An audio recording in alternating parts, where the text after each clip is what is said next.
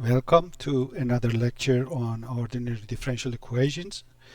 Today we are going to talk about integrating factor method. Okay, this is a method for solving linear first order equations.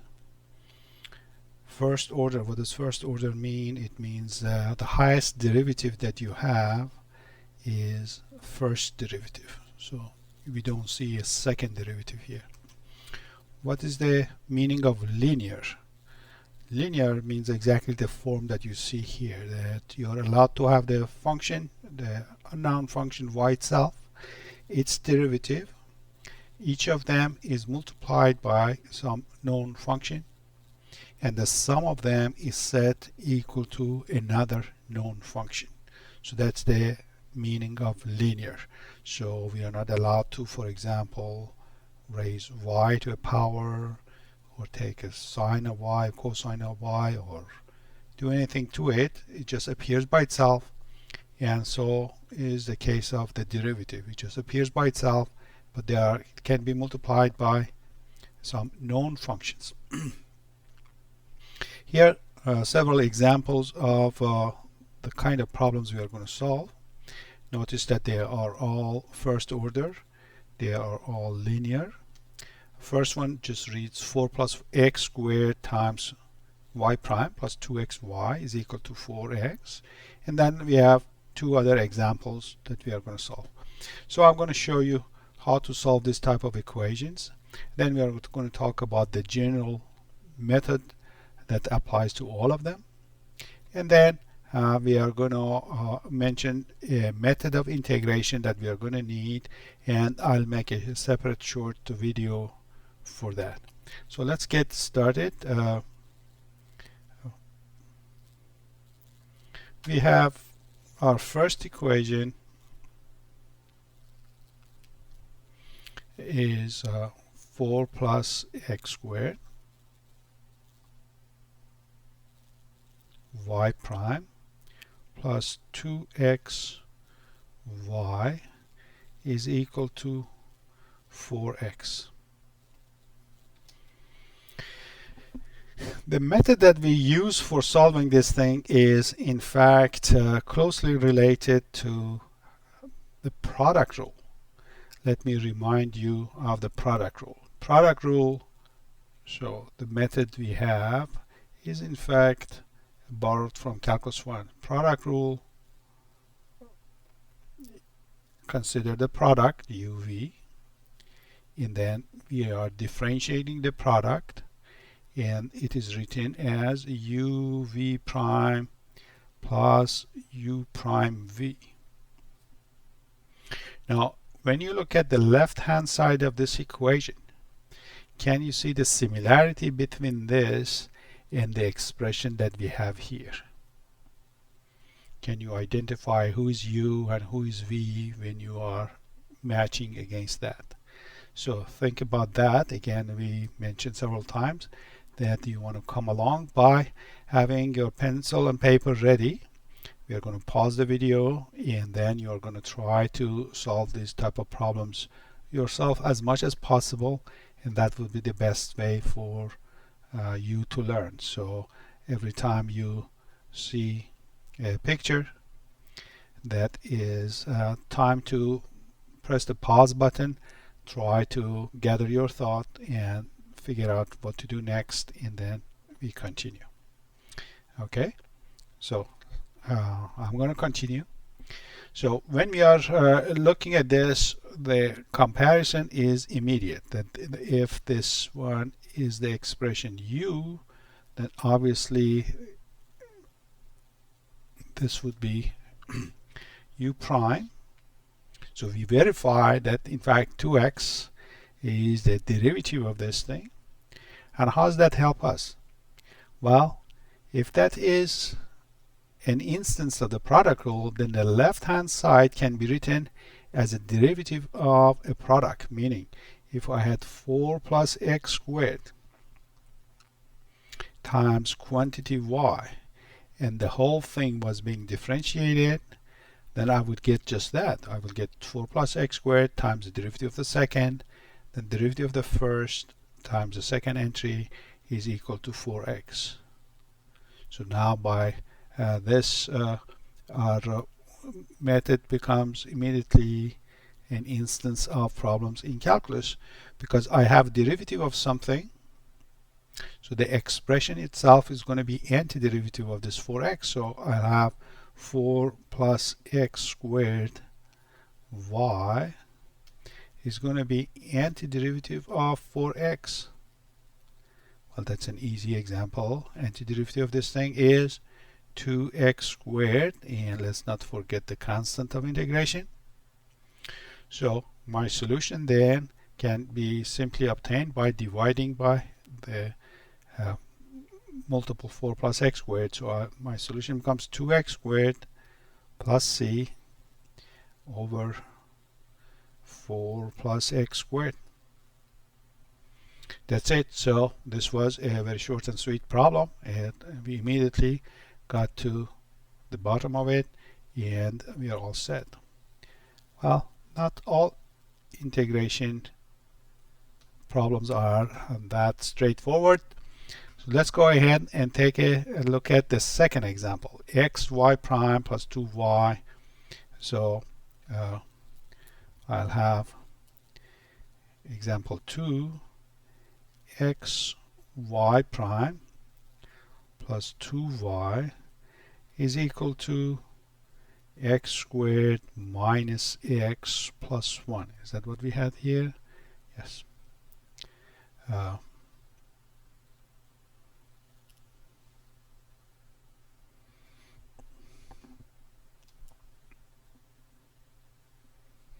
So we try to do the same matching as we had last time. You remember it was uv prime. It was uv prime plus u prime v. When we look at that, if we try to designate this thing as our u, we notice that this is definitely not u prime.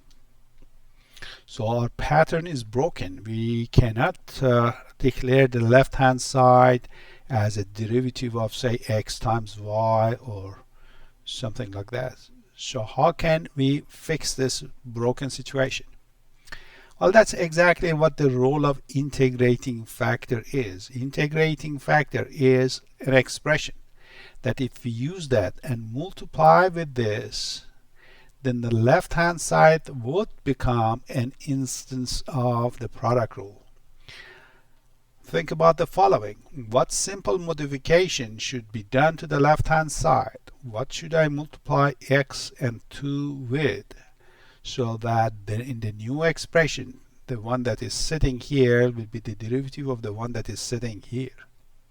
So again, the question is, what expression, what function of x should I multiply this whole equation with, so that whatever is sitting here when differentiated will be that expression?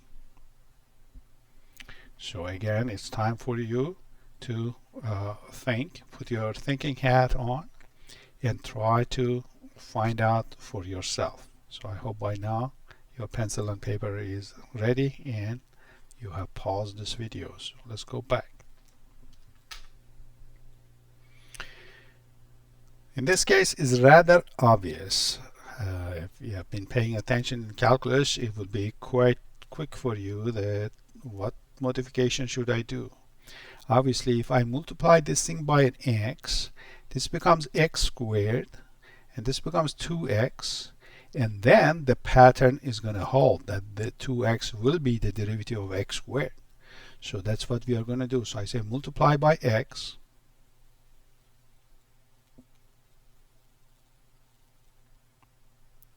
and that is our integrating factor.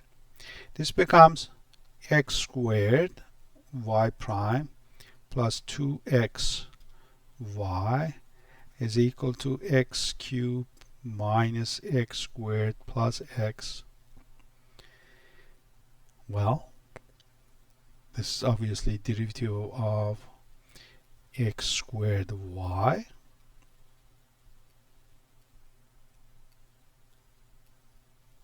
and I'll just go ahead and integrate. So left hand side antiderivative is just that expression. On the right hand side, antiderivative, in this case, is easy, so I just write it down quickly. Antiderivative of these expressions is the following, and don't forget the C. Next, I'll divide by x squared, so that's going to knock off a power of 2 out of each of these things. So y becomes x squared over 4 minus x over 3 plus 1 over 2 plus c over x squared. And if you want to take common denominator or write this thing as c times x to the power of minus 2, it's all the same. So that concludes this problem. We notice that sometimes looking at the equation, we can easily guess how to fix it so that it works.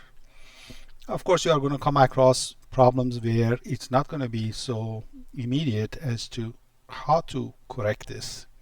And in fact, we are going to have a very general strategy that applies to all problems of this type, and we are going to talk about that. So let's go look at the third equation. In this equation, nothing appears in these things, and I'm sure you're comfortable with saying that in fact those missing function a and b are just 1. They happen to be constant 1. So let's go ahead and solve that one. So y prime plus y is equal to x exponential of minus x.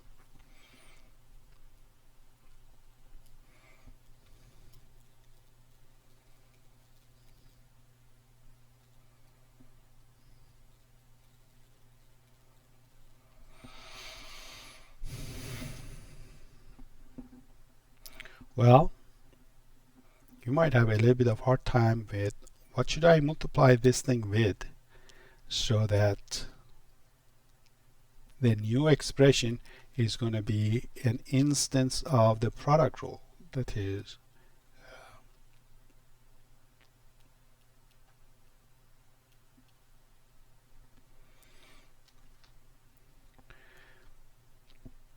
well, we might as well explain the general strategy. If I have a function, my equation is a of x times y prime plus b of x times y is equal to c of x, and I cannot think of an immediate way of making this an instance of that. Here is the procedure to follow. First, divide by a, so it becomes y prime plus b of x over a of x times y is equal to, well, c of x over a of x. So first we insist on standardizing or normalizing our equation so that leading coefficient is of 1. Then we are going to look at this ratio. We are going to take the integral of that. We are going to see shortly why is this the way to go. And after we have taken an integral, whatever it is, we are going to exponentiate that expression. And that whole thing is the expression that if you multiply this thing by, then the resulting equation will be an instance of the product rule. So this is the expression that is referred to as integrating factor. Typically is written as mu of x. I don't see any reason to bring in a Greek letter in the middle of all this complication. I'm not quite sure what purpose it serves. So, and I've seen many students having a hard time writing the mu. So I'm just going to settle for just m of x. So let's go ahead and practice it in this simple case. So this is 1, so already is standardized, and we are lucky that the other one is also a 1. So I don't need to go through the division step because it's already standardized. Whatever this is, I need to integrate it. So I need to integrate 1 dx. Well, that's easy. It's just x. And then I need to exponentiate that. So what I need is exponential of integral of 1. And that is what my function m of x, or the integrating factor, is going to be. This is our integrating factor.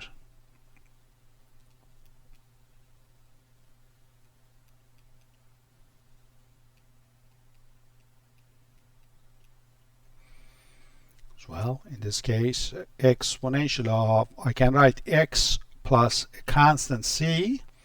That c is not going to hurt or help.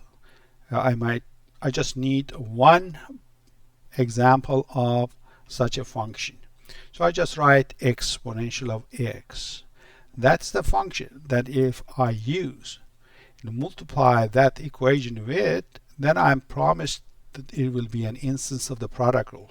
So let me just go ahead and do that. So I'm going to take exponential of x and multiply it by that entire equation, which was y prime plus y exponential of x times exponential of minus x. So let's just write this thing out. This is exponential of x y prime, again exponential of x y, and this is x, well, let's write it exponential of x exponential of minus x. These two cancel each other out, and I have exponential of x y prime exponential of x y, and this is just x. The important thing is the event on the left hand side. This is an instance of the product rule. It is always the multiple m itself, which is e to the x, times the unknown function, in this case y. The product of these two, if you differentiate it, derivative of y is y prime times the first. Derivative of exponential of x happens to be just itself exponential of x. So derivative is this expression that's equal to x. Now we go ahead and integrate. Integral of the derivative is just the expression itself. Integral of x is x squared over 2 plus, here we are, this is not optional, that constant c needs to be here. So when you're calculating m, if you put the c or you don't put it, doesn't make any difference. But at the end, this is quite important that you have to put the c. Then you have y is x squared over 2. I can write the exponential of x in the denominator, or a little bit cleaner than that is to write exponential of minus x, and same here.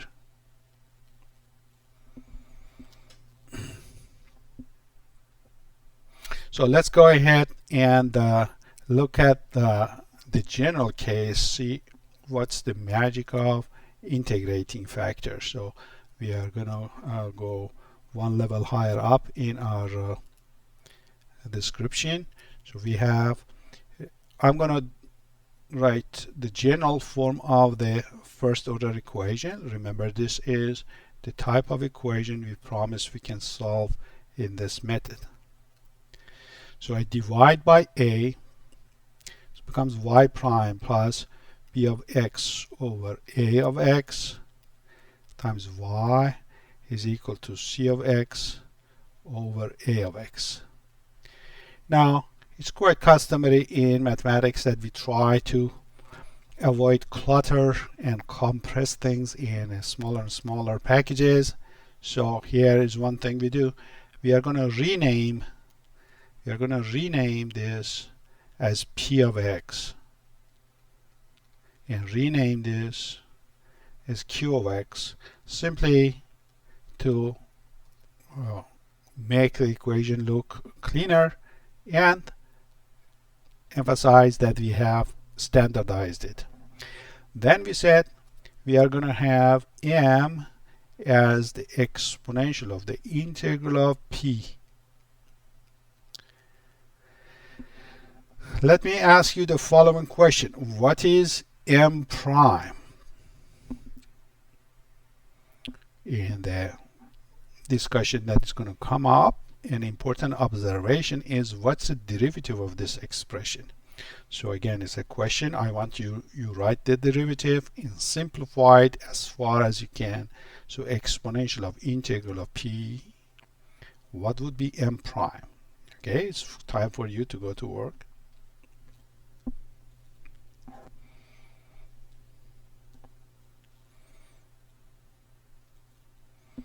Okay, I hope you are set and found out for yourself. First of all, you remember that if I have the exponential of some expression and I want to differentiate it from calculus, we remember that that is exponential times the derivative of the exponent. So here is going to be exponential as it is times the derivative of the exponent. Well, the exponent is p of x dx. What's the derivative of that? Did you come across that question when you were solving it by yourself? If you didn't come this way, again, here's another chance for you to tell me what is the simple form of this.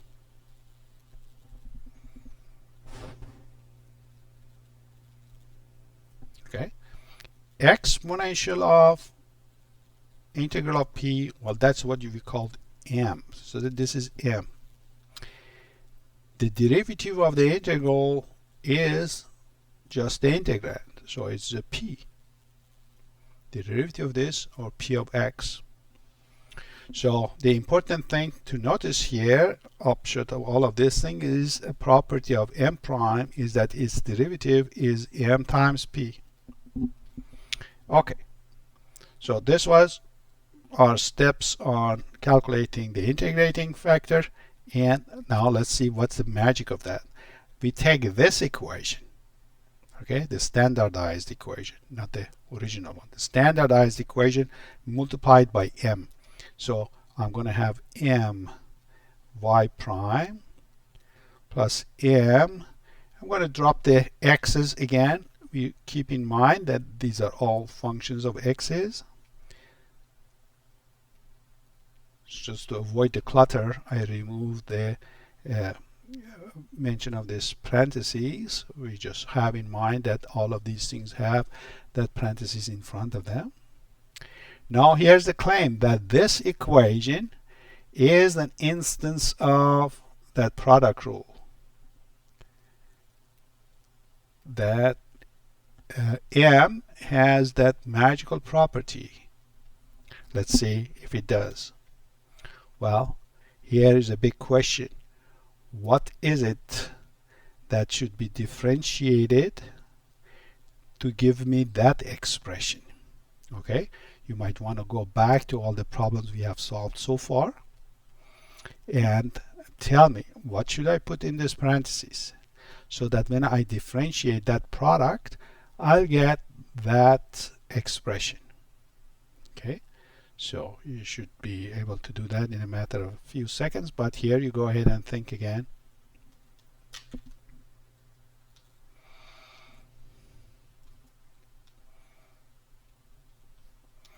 Well, to get my prime, obviously I need y there to create my y prime. And here's the magic. What's the derivative of m? Derivative of m we saw is mp. So derivative of m is exactly the expression that shows here. And the right hand side, it is whatever it is. So it's mq. Now, in the final stage, we take the integral. You might feel a little bit queasy and uneasy about where are my x's, what am I integrating and such. Remember, this is just the blueprint, the general approach to be used. We don't have any specific functions to do to come up with a specific answer. It's just the method and the procedure. So when you are integrating this thing on the left hand side, we have my. On the right hand side, whatever it is here has to be integrated. Now it all depends on what is m and what is q, and we don't have any specific functions for these things. This is a general procedure, so I write this is m integral of mq. If it makes you feel better, let me emphasize that this is m is a function of x, q is a function of x, whatever it is, and then of course our integral is going to have a dx in it. Just to emphasize that you always have to have this with a constant of integration, let me go ahead and explicitly put it here that you do need that constant. At the final stage, you want to calculate m, so whatever it is here, m q integrated, and then don't forget the constant, then you have to divide it by m, and so that's the final answer. Now to put everything in one line, let's remind ourselves what happened. So we had first, let's say this is the problem. Here's the solution, which is indication of what is supposed to be done.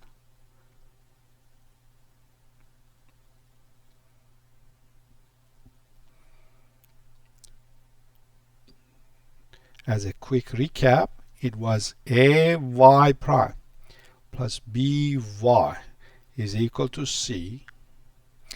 Then we wrote this thing as y prime plus py is equal to q by dividing with the a. Then we defined m as exponential of integral of p. That's what m is. And the final solution turns out to be integral of mq, don't forget the constant, and then divided by m. So we made it very abbreviated. You have to kind of know where everything refers to, and it is just in a nutshell what happened. Okay, so the success of all of this depends on two integrals you have to calculate. One is this one, and the other one is the second integral you have to calculate. So this type of problems boils down to your expertise in calculating integrals.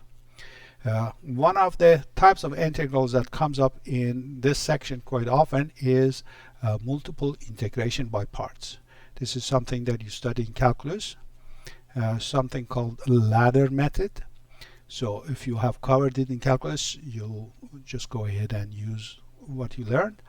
I'm going to also include a short video about a way of writing that, and if you haven't learned it in calculus, then perhaps you can learn it this way, and I believe it is a good way of calculating those type of problems. So the next video that's coming up, we are going to look at questions of this type. So let's see.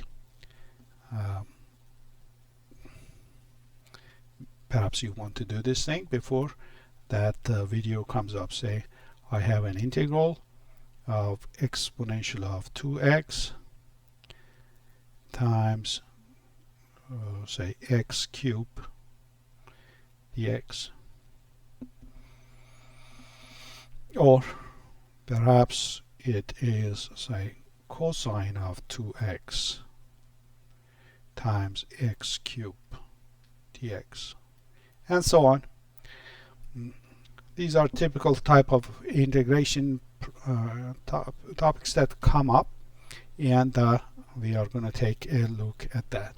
Okay, thank you for being with us, and see you in the next video. Good luck and God bless.